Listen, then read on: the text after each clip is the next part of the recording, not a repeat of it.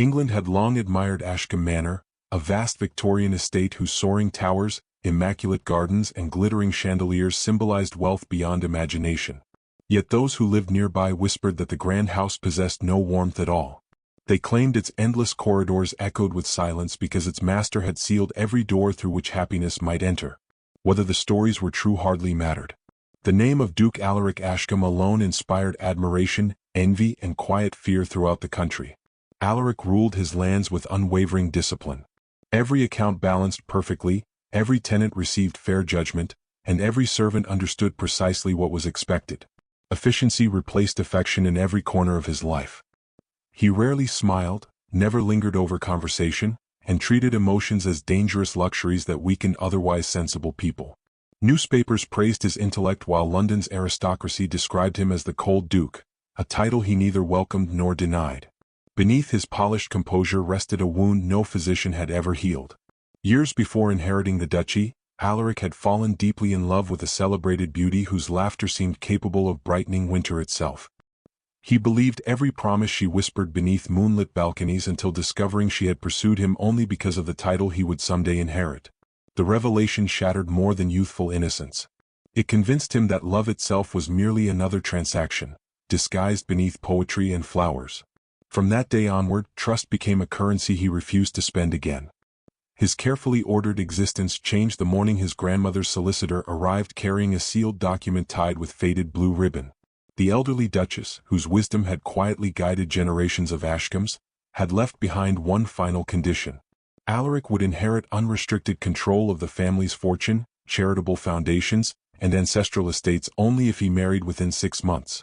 Refusal meant everything would pass instead to a distant cousin notorious for reckless gambling and extravagant excess. The old Duchess had anticipated her grandson's stubborn solitude and sought one final opportunity to rescue him from it. Alaric accepted the challenge with visible reluctance. If marriage had become unavoidable, then sentiment would play no part in it. Invitations spread across England, summoning daughters from distinguished families to Ashcombe Manor. The interviews resembled employment examinations rather than courtship. He questioned each lady about practical matters, estate management, charitable responsibility, and financial judgment. Some answered with rehearsed charm, others with offended pride, but nearly all expected admiration instead of scrutiny. By the end of every meeting, disappointment lingered heavier than perfume inside the drawing room. Word quietly spread that the Duke sought not a companion but an obedient ornament. Noble families nevertheless continued presenting hopeful daughters, convinced wealth could soften even the coldest disposition. Alaric remained unmoved. He dismissed vanity disguised as elegance, ambition disguised as devotion, and polished manners unsupported by genuine character. His search appeared destined to fail until an entirely unexpected visitor crossed the manor threshold during an afternoon washed in steady rain. Elowen Hartwell arrived carrying carefully wrapped landscape paintings commissioned months earlier by the late Duchess. Her modest traveling cloak dripped onto polished marble floors as apologetic servants hurried to assist. She possessed neither aristocratic title nor fashionable jewels. Instead, quiet confidence illuminated thoughtful gray eyes that observed the magnificent entrance hall with curiosity rather than intimidation.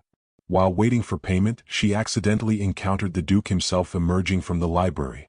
Alaric immediately assumed she would recognize his rank and shower him with practiced compliments. Instead, Elowen calmly remarked that the enormous entrance hall felt strangely lonely despite its beauty. The unexpected observation caught him completely off guard. Rather than apologizing, she explained that houses reflected the hearts of those who cared for them. Marble could impress visitors, but kindness persuaded people to remain. Her honesty carried neither accusation nor fear. It simply existed, impossible to ignore. Their conversation unfolded with surprising ease. She challenged his assumptions using wit sharpened by intelligence instead of cruelty. He questioned whether generosity inevitably invited exploitation. She answered that suspicion could imprison a person just as thoroughly as deception. Neither attempted victory. Yet each exchange revealed another unexpected layer beneath the other's carefully maintained defenses. When she finally prepared to leave, silence lingered longer than either anticipated. Days later, Alaric invited Elowen back to Ashcombe Manor with an extraordinary proposal. He explained the inheritance condition, the approaching deadline, and his determination to keep emotion absent from the arrangement. 1 year of marriage, separate bedrooms, complete independence. No expectations beyond appearances. Divorce afterward with generous financial security. Elowen listened without interruption before quietly refusing. She would never exchange her freedom merely to rescue a stranger from legal inconvenience. Only when Alaric reluctantly agreed to provide lifelong protection for her widowed grandmother, guarantee every servant continued employment, and permanently fund the struggling village school did she reconsider. Their agreement emerged not from romance but mutual purpose. The wedding dazzled England with velvet banners, glittering crystal and overflowing roses. Nobles applauded politely while whispering that the Duke had married far beneath his station. Elowen heard every cutting remark yet held her head high. During the reception, Alaric suddenly stepped forward, gently lifted her chin, and kissed her before the astonished ballroom. The moment lasted only seconds, enough to silence every cruel voice. Yet after their lips parted, something far more unsettling remained. Long after applause faded into evening music, the memory of that brief kiss refused to release him. Morning settled gently over Ashcombe Manor, washing its weathered stone walls in pale gold, yet the newly married Duke and Duchess lived as though invisible lines divided every corridor. Their agreement remained untouched. Separate bedrooms, separate routines, separate futures. The marriage existed only to satisfy a legal obligation, and both intended to honor the contract exactly as written. Yet beneath that careful arrangement lingered the memory of a single unexpected kiss that neither dared acknowledge aloud.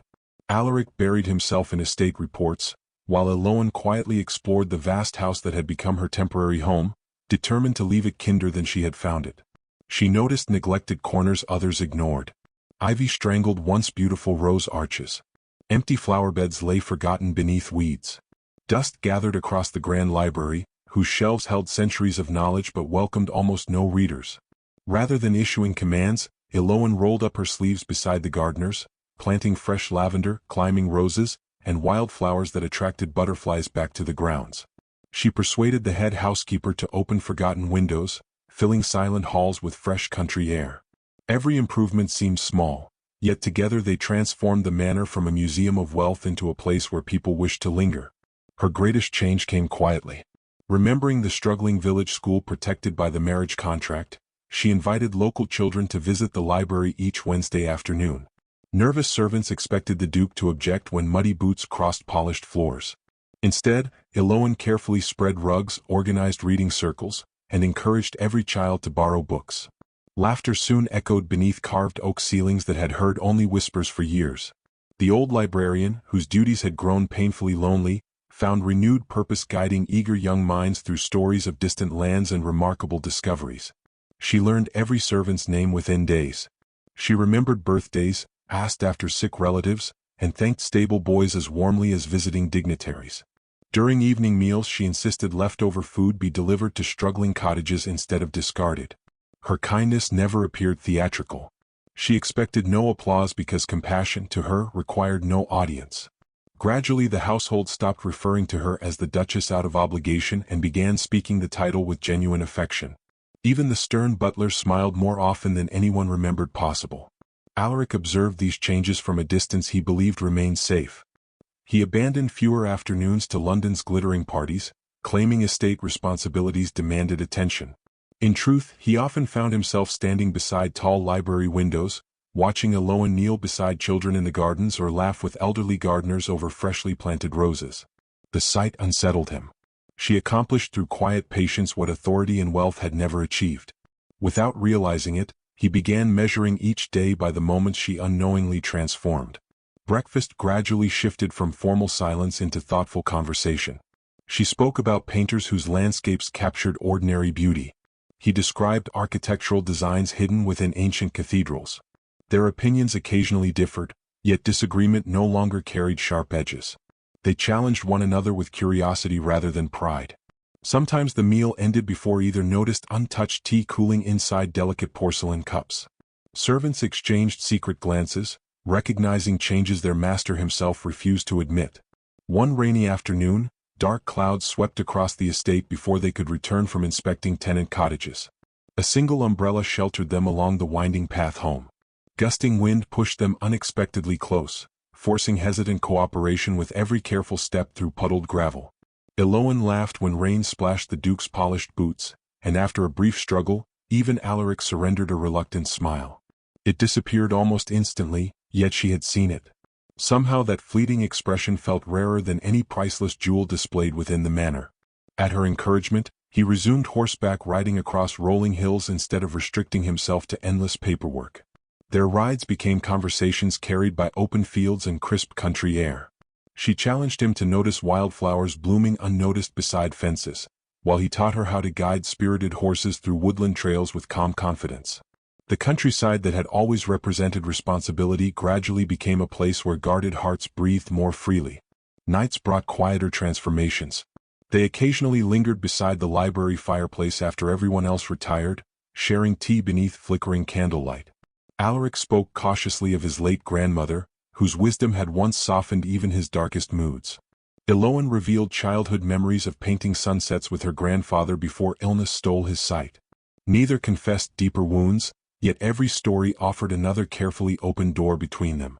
One evening, searching for a history volume, Elowen accidentally discovered a worn leather notebook tucked behind forgotten shelves. Inside flowed elegant poetry filled with longing, hope, and vulnerability unlike anything the reserved Duke ever displayed. Realizing the verses belonged to him, she quietly closed the notebook and returned it exactly where she had found it. She never mentioned her discovery. Days later Alaric noticed its untouched position and understood immediately what had happened. Her respectful silence protected a part of him no one else had ever been trusted to see. Their growing closeness faced its first true test during a magnificent royal masquerade in London. Hidden behind jeweled masks, society celebrated extravagance beneath crystal chandeliers while orchestras filled glittering halls with graceful waltzes. Elowen's natural warmth drew admiration wherever she walked. A charming young marquis requested one dance, then another, praising both her intelligence and remarkable talent as an artist. Watching from across the ballroom, Alaric experienced something unfamiliar tightening inside his chest. Every shared smile between them felt strangely unbearable. He had never believed jealousy capable of touching him, yet it arrived without permission, refusing every attempt at reason. The feeling lingered long after they returned home. Days later, while baking fresh bread for the servants' supper, Elowen accidentally brushed her hand against a scorching iron tray. She gasped softly as angry redness spread across her fingers. Before anyone else reacted, Alaric crossed the kitchen, gently guided her to a chair, and wrapped the burn with cool linen dipped in healing salve. His movements remained careful, almost reverent. She watched his steady hands while he avoided her searching gaze. When the bandage was secured, their eyes finally met. No declaration passed between them, yet silence carried emotions words would only diminish. That night, Ashcombe Manor settled into familiar stillness beneath silver moonlight. Alaric stood outside his own bedroom for a long moment before quietly instructing servants to prepare the adjoining chamber beside Elowen's instead. The contract demanded nothing of the sort. Pride argued against it. Logic offered no explanation. Yet every instinct insisted that sleeping farther away suddenly felt impossible, and for the first time since building walls around his heart, the cold Duke willingly stepped closer instead of retreating away. Winter arrived softly across the Ashcombe estate, covering gardens and distant hills with a blanket of fresh snow that transformed every familiar path into something quietly magical. What had begun as a calculated arrangement now unfolded with effortless intimacy neither Alaric nor Elowen had anticipated. The written contract still rested inside the Duke's locked desk, yet its rigid promises felt strangely distant. Somewhere between shared breakfasts, late-night conversations, and silent acts of kindness, their temporary marriage had begun resembling the genuine companionship both had once believed impossible. The servants noticed the change before either of them did. The Duke no longer hurried through meals or disappeared behind his study doors for entire evenings. Elowen's laughter drifted through hallways once known only for echoing footsteps. Ashcombe Manor itself seemed to awaken, as though every polished floor and towering window welcomed the warmth slowly settling within its walls.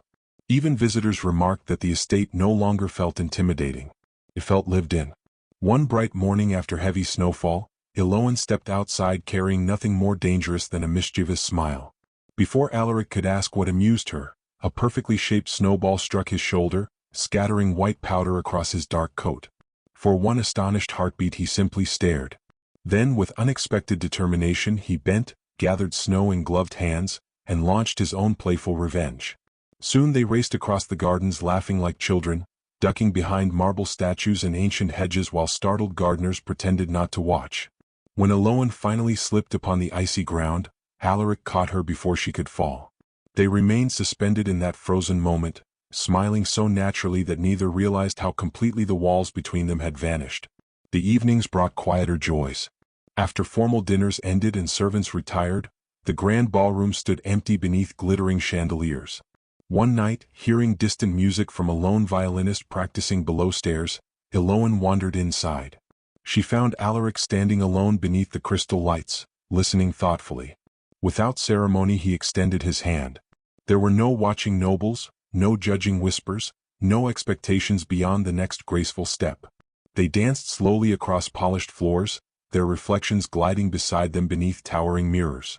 Every turn seemed less like performance and more like conversation spoken without words.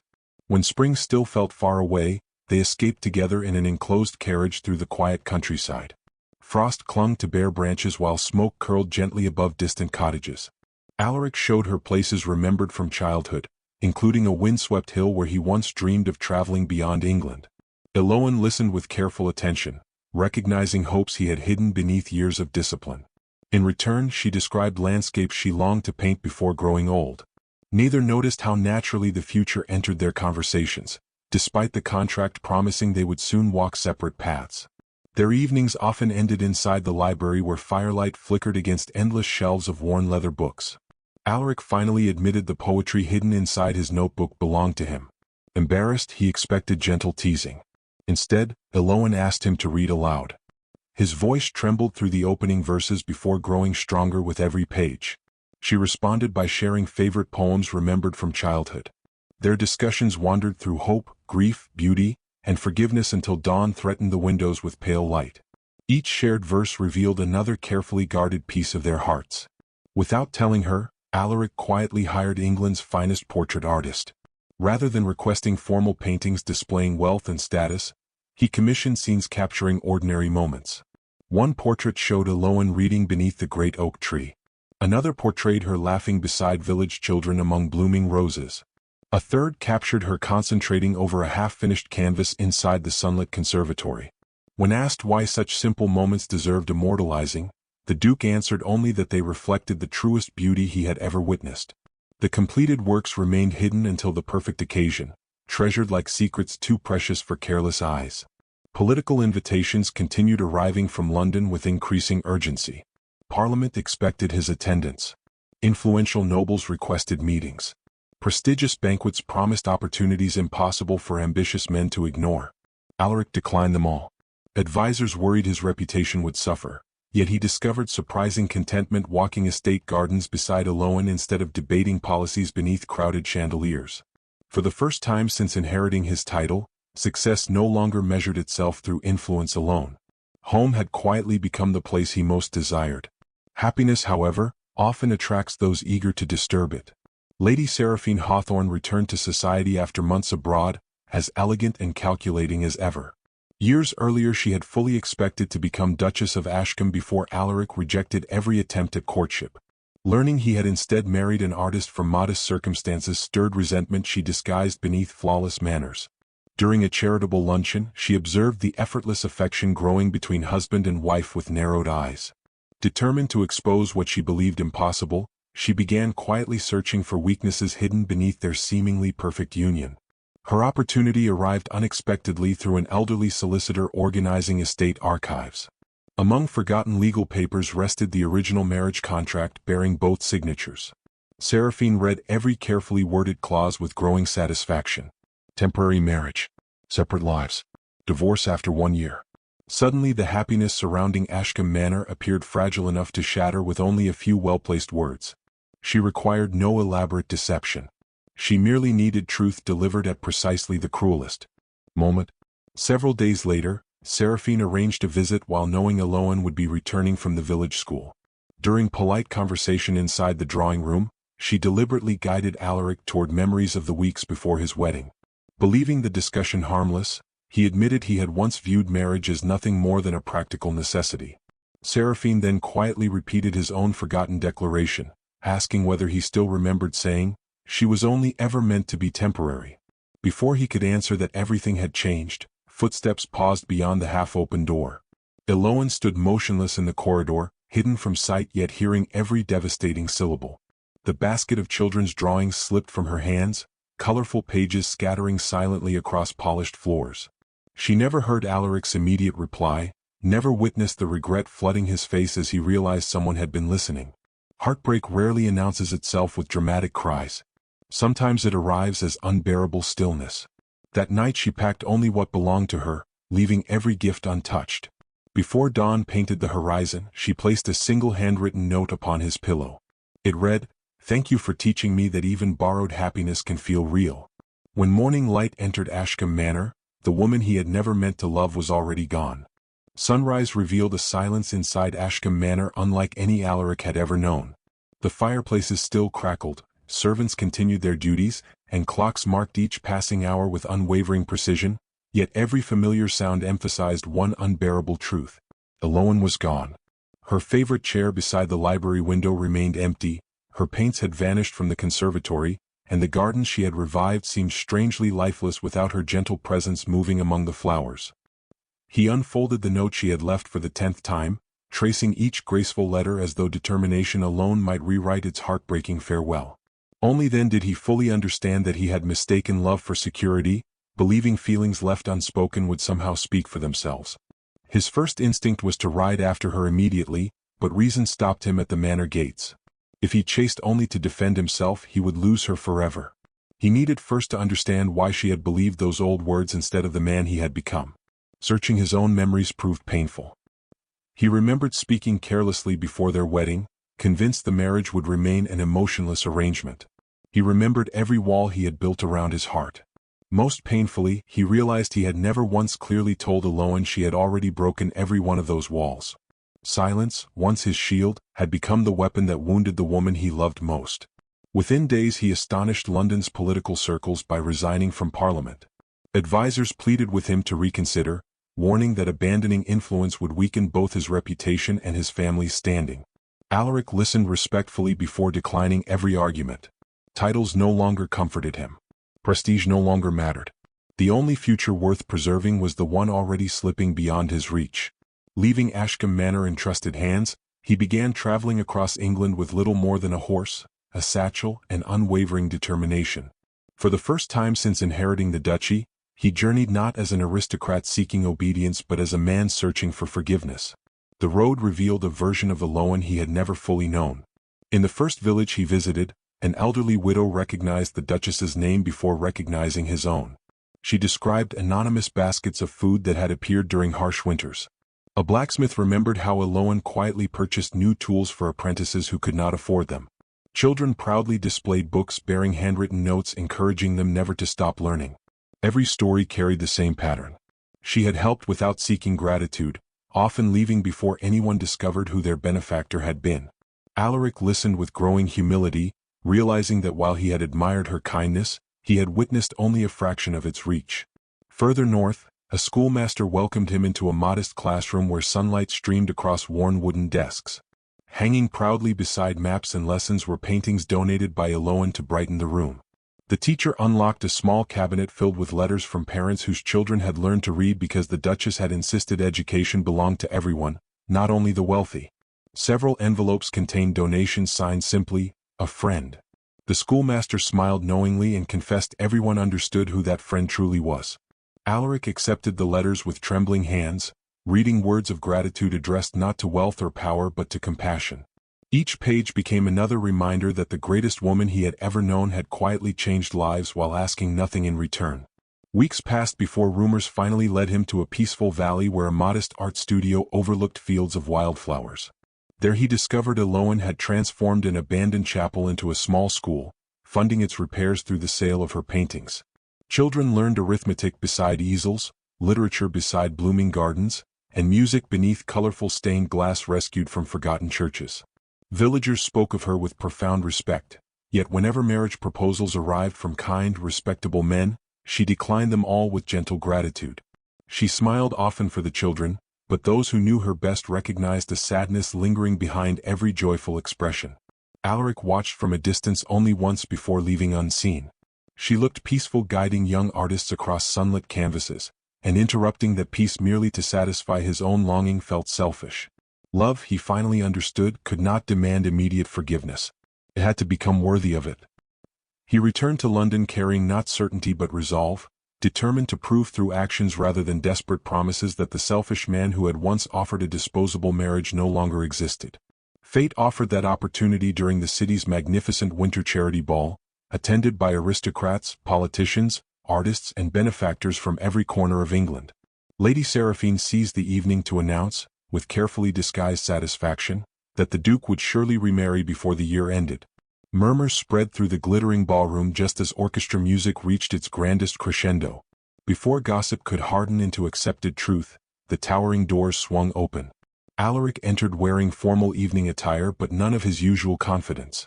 His expression carried quiet humility instead of commanding authority. Ignoring astonished whispers, he walked directly toward the orchestra and gently asked the musicians to stop playing. Silence swept across the ballroom. Every eye followed him as he crossed polished marble floors toward Elowen, who stood frozen beside a group of school patrons. Without waiting for permission from society or pride, he dropped to one knee before the assembled crowd. From inside his coat he removed the original marriage contract, its folded pages marked by countless sleepless nights. Holding it high enough for everyone to see, he tore the document into countless pieces that drifted like pale snow across the ballroom. His voice never rose, yet every word reached the farthest corners of the silent hall. He confessed that fear had disguised itself as wisdom, that pride had hidden behind discipline, and that the greatest mistake of his life had been believing love could be negotiated instead of earned. He admitted the contract had once reflected the emptiness of his own heart, not the value of the remarkable woman standing before him. He finished with no dramatic demand, only one honest sentence. "If you never return," he said softly, "I will spend the rest of my life becoming the man you deserved from the beginning."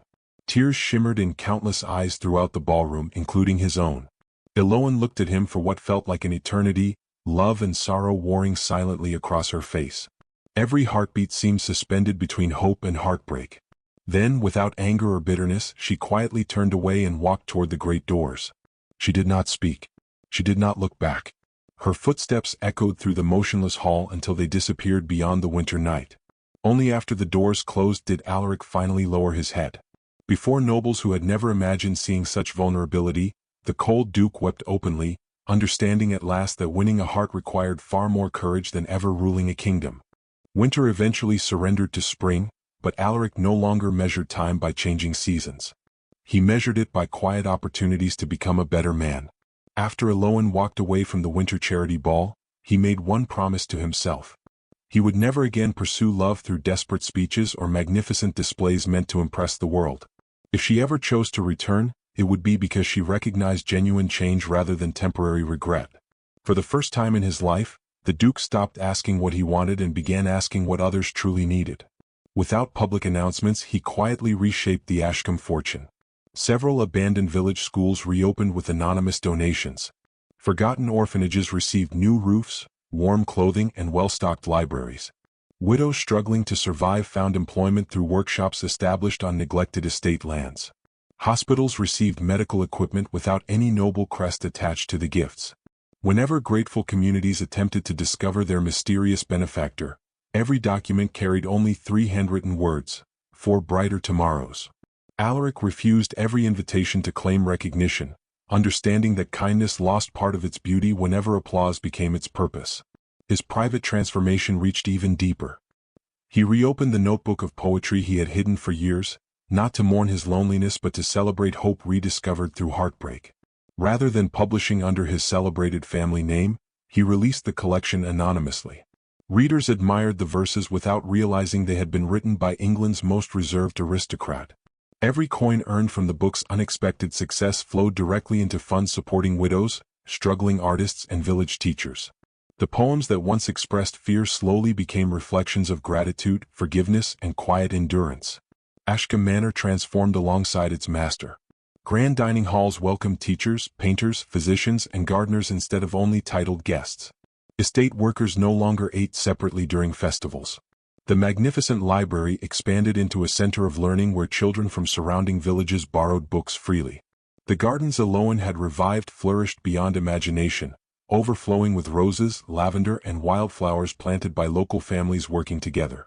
Servants who had once feared the Duke now smiled whenever he greeted them by name.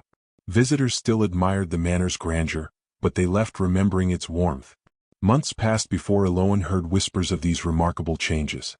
At first she dismissed them as exaggerated gossip inspired by sentimental imaginations. Yet every traveler arriving at her little school described similar stories. The proud Duke no longer sought admiration. He spent afternoons planting trees beside laborers, reading stories to orphan children, and quietly listening whenever struggling tenants shared concerns. Most surprising of all, none of those people realized the transformation had anything to do with winning back his wife. They simply believed their Duke had discovered compassion. Hearing that moved Elowen more deeply than any declaration spoken beneath crystal chandeliers ever could. One bright morning as spring painted the countryside with blossoms, a messenger arrived carrying a simple cream-colored envelope sealed with dark green wax instead of the Ashcombe crest. Inside rested only one handwritten invitation. There were no extravagant promises, no emotional pleas, and no mention of reconciliation. It requested her presence at the restored village school where they had first met, explaining that something important belonged equally to them both. Curiosity overcame hesitation. She decided to attend, believing closure sometimes required courage equal to love itself. The familiar road leading toward the school felt strangely different beneath blooming cherry trees. Birds filled the morning air with joyful songs while gentle breezes carried the fragrance of fresh grass and opening flowers. As Elowen approached, she expected speeches, dignitaries, or another carefully organized charitable ceremony. Instead, she stopped in astonishment. Hundreds of villagers, servants, teachers, artists, children, and noble families stood together beneath colorful ribbons stretching between ancient oak trees. No separate seating divided wealth from poverty. No elevated platforms separated rulers from ordinary people. Long wooden tables overflowed with homemade bread, fresh fruit, flower arrangements, and paintings created by children from neighboring schools. Laughter floated freely through the gardens, dissolving every invisible barrier society usually protected. Near the center stood Alaric. He wore neither ceremonial robes nor glittering decorations. His tailored morning coat resembled that of any respectable gentleman walking through the countryside. The only symbol of his position rested quietly within his character rather than upon his shoulders.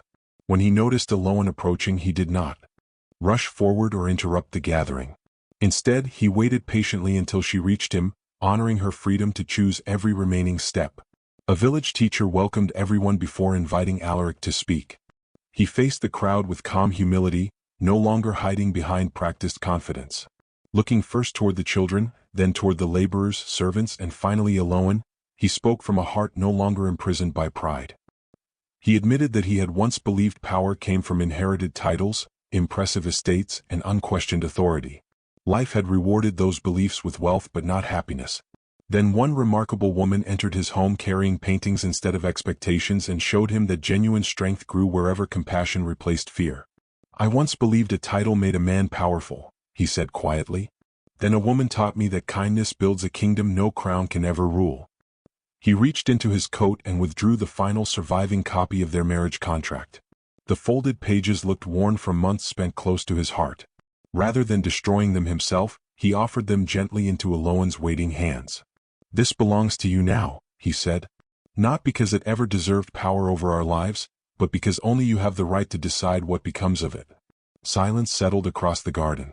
Every eye followed Elowen as she slowly unfolded the familiar document. She remembered the frightened woman who had once signed those pages believing security required sacrifice.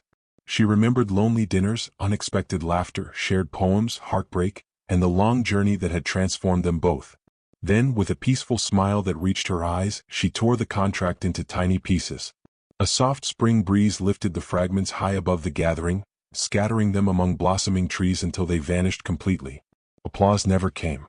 The moment felt too sacred for celebration. Instead, Elowen reached into the basket she carried and removed a small package wrapped in pale blue cloth. She placed it carefully into Alaric's trembling hands. Confused, he untied the ribbon and slowly unfolded the fabric.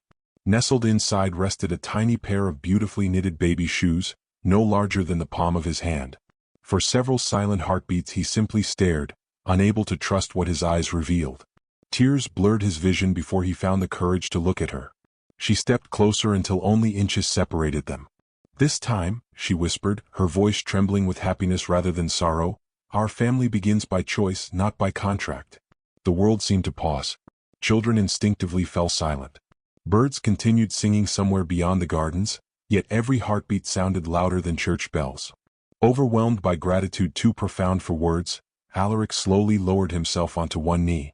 There was no obligation left between them, no legal condition demanding performance, and no audience capable of influencing the truth beating within his heart. He gently lifted Elowen's hand and kissed it with reverence, as though thanking fate itself for granting him a second chance he had never believed possible. The children erupted into delighted cheers just as church bells echoed across the valley. Flower petals released by laughing students drifted through the warm spring air, surrounding the reunited couple in a shower of color. Villagers embraced noble guests without hesitation, servants laughed beside landowners, and musicians filled the gardens with joyful melodies. Yet the most beautiful moment arrived 1 year later. Ashcombe Manor had become a sanctuary where artists, teachers, widows, and orphan children found belonging alongside the nobility. During the annual spring festival, Alaric and Elowen sat beneath the ancient oak tree where they had first spoken honestly, watching their young daughter toddle through wildflowers with bright paint covering her tiny hands while their cheerful son chased butterflies nearby. Alaric smiled through grateful tears and whispered, "I wanted a disposable bride, but she gave me a forever I never deserved." Elowen intertwined her fingers with his and replied, "Forever isn't something we find. It's something we choose every single day." Together they rose, took their children's hands, and walked through the blooming gardens toward a future built not upon obligation, but upon love freely chosen.